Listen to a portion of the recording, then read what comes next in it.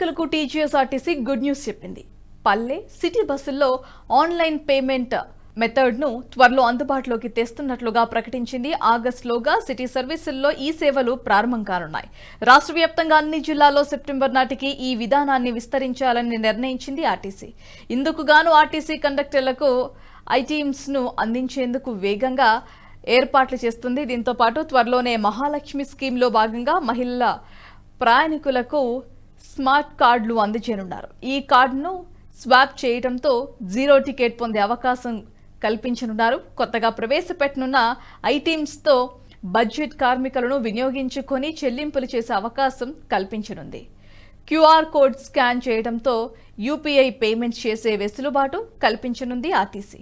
హైదరాబాద్ పరిధి, బండ్లగూడ, దిల్సుఖ్ నగర్ సిటీ బస్సులకు ఐటీమ్స్ను పైలట్ ప్రాజెక్ట్ కింద అందజేస్తారు. మేడం కొంచెం జరగండి. ఎక్కువ లోపల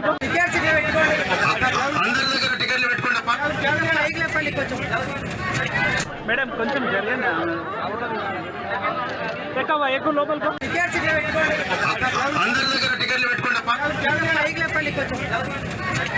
మేడం కొంచెం జరగండి. ఎక్కువ లోపల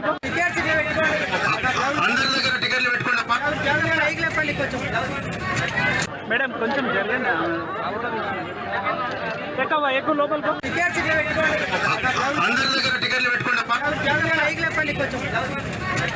మేడం కొంచెం జరగండి. ఎక్కువ లోపల